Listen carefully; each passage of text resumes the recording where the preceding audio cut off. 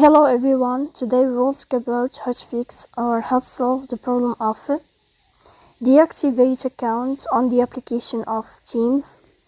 You will click on settings. In this page you can click on apps, default apps, app settings. On above you can search about Teams and you will enter. Here you can click on first stop and you can click OK. After that, you'll enter to the window of storage.